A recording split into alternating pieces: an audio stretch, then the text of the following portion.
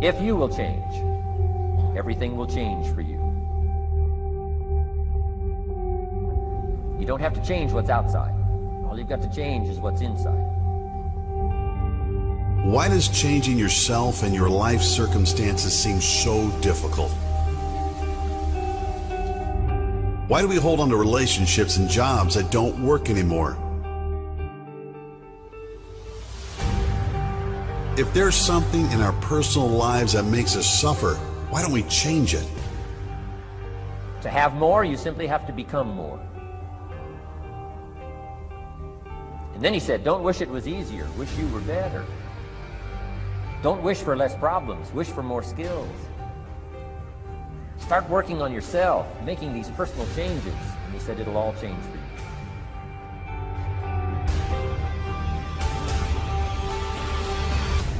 The other thing that you have to learn is when you hold on to your history, you do it at the expense of your destiny.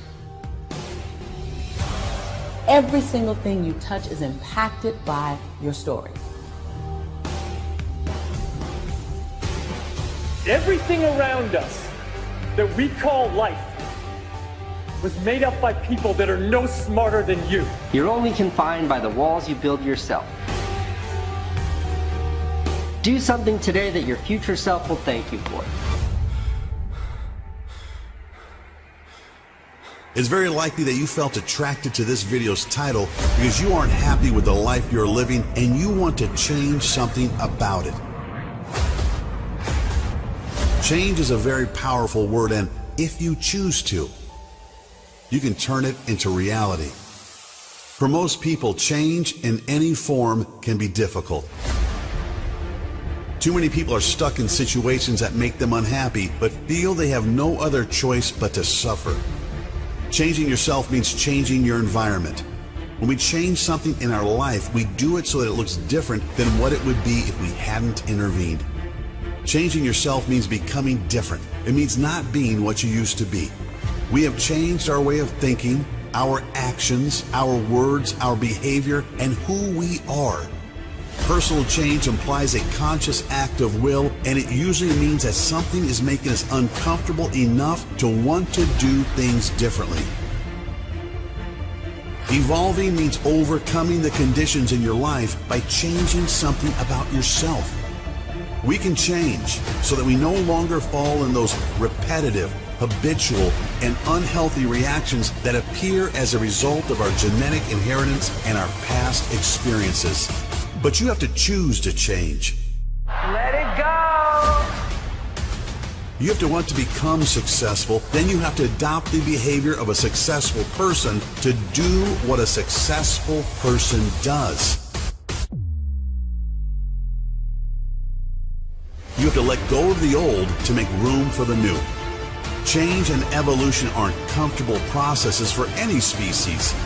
To overcome our innate instincts, to modify our genetic programs, and to adapt to new environments requires will and determination. When we stop learning new things or modifying old habits, all we have left is a life of routine. During our lifetime, we are capable of learning new things, breaking old habits, changing our beliefs and our perceptions, overcoming difficult situations, creating new habits, and mysteriously becoming someone else. We can, therefore, change the way we see things, the thoughts that cause us suffering and that hold us back. Through mental exercising, self-discipline, perseverance, and exposure to new experiences, change is readily available to everyone. A lot of people have changed history through these efforts, and even more people have changed their personal destinies this way. We can create a new life for ourselves, a life we can share with others. But in so many directions that you are a limited resource. And if you're going to spend all that energy energizing where you've been, Wow. then you're not going to have the fuel and the fire and the tenacity and the aggressiveness that you need to energize where you're going. your life is certainly some sort of a journey. It's certainly some sort of a journey. And we have to all be aware that when we're making journeys, we're not going to always make the right steps. And sometimes you have to back up and try again. And if you're in a position where you can't back up and try again, you've trapped yourself. What's the biggest problem? What's causing the most stress? Don't let your dreams be dreams. Nothing is impossible.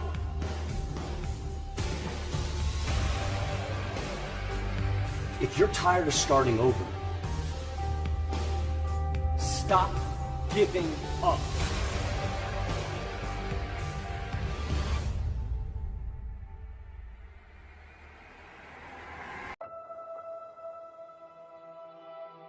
As Michelangelo said, if people knew how hard I worked to achieve my mastery, it wouldn't seem so wonderful after all. And that's the thing about getting great. That's the thing about being an artist of such caliber that you're remembered for hundreds of years after your death. It is back-breaking work. It is a blinding amount of effort. It isn't about natural talent. That myth that some people are born with something that we celebrate so much is just that, a myth.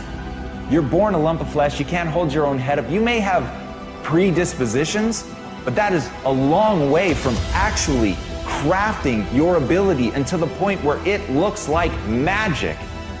And that's the beauty of artistry, isn't it?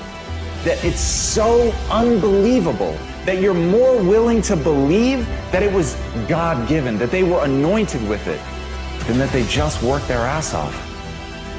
But the truth is, every one of the greats, no matter how much natural talent they were born with, they're remembered because they worked. They are remembered because they did so much work. Because in that work is hardship. In that work is difficulty. In that work is unbearable adversity. But it's in that adversity that the magic happens. And as Victor Hugo said, adversity makes men. Prosperity makes monsters. So I know right now you wish you'd been born with some talent. You wish that all those dreams that you had, they were yours for the taking, that you didn't have to put blood, sweat, and tears into it, that somebody would hand you at least something in the beginning, that they would give you some start, some spark. That's where the monster's created. If you really want to get hard, if you really want to get tough, if you want to get great, if you want to be untouchable because no one can bend or break your vision of yourself, then you have to suffer. That's the way of the world. And as Florence Nightingale said, I attribute my success to this: I never gave or took any excuse. And that's the secret. At the end of the day, if you know what you want, it's only a question of whether you're willing to pay the price to get there. So ask yourself, are you willing to pay the price?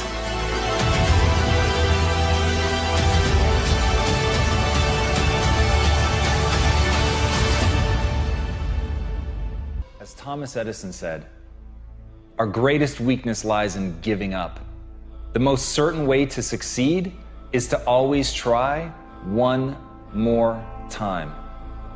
I know there are going to be a million times in your life where you want to give up, where you absolutely ache with the desire to quit, where nothing sits inside of your gut other than the certainty that you are going to fail, that you are not good enough to push forward. But that is to fundamentally misunderstand the nature of a failure. The nature of a failure is not to tell you who you are. The nature of a failure is to tell you a way that didn't work. It's to inform. It's to educate you. It's to test you. It's to be a gut check to find out if you believe in yourself enough to push forward even when the world seems to be telling you not to. And as Brian Tracy said, attempt the impossible in order to improve your work. Think about that for a second. Attempt the impossible just to get better, to try the things that you know are going to fail, things that the world is going to tell you simply cannot be. But even if it violates the laws of physics, if there's something in that attempt that you're going to learn, you owe it to yourself. You have a fucking moral obligation to try. Because all of the people that will lie in your wake are the people that didn't try simply because they didn't believe that they could do it. You have to be willing to look at the world. You have to be willing to see things that you yourself think are impossible and try, because in that you will stretch yourself. You have to be willing to look inward at the state of your current skill set and say, I'm going to play outside of that. I'm not going to play where it's safe. I'm going to play where it hurts. I'm going to play where I feel clumsy. I'm going to play only in the areas that make me feel stupid, because in that I know that the way that the brain responds is through adaptation, but I have to stress myself. You can't ever lose sight of that. The only way that the human animal adapts is through stress. You have to be willing to break things in order to build something new. So if you want to push the boundaries, if you want to see just how far you can go, if you want to succeed at the highest level, if you want to play on a global scale, you have got to be willing to try the impossible, because right now, the things that you need to do are impossible for you, but they won't remain that way forever. And as Aristotle said, pleasure in the job puts perfection in the work. This doesn't have to be a tale of always being terrified. Everybody, myself included, screaming at you, telling you that you need to go do something great. The part they're leaving out is why the f should you care? You should care because it's the greatest joy. You should only listen to this if it's leading you down a path that makes you feel more alive, and that's the point. The point is to get in touch with something that makes you feel great, but not to let yourself starve or be stopped by a fear that you'll fail, by a fear that it can't be done. Have fun. Have the guts to enjoy yourself. Have the guts to go out and attempt something audacious and terrifying, knowing that all along, if you're doing it right, you're gonna have a good time. So all of this, going balls out, trying to prove something to yourself, trying to do something amazing, never lose sight that it's to build a better life. Never lose sight of the fact that you're doing it to create the person that you want to be. Never lose sight of the fact that it should be fun.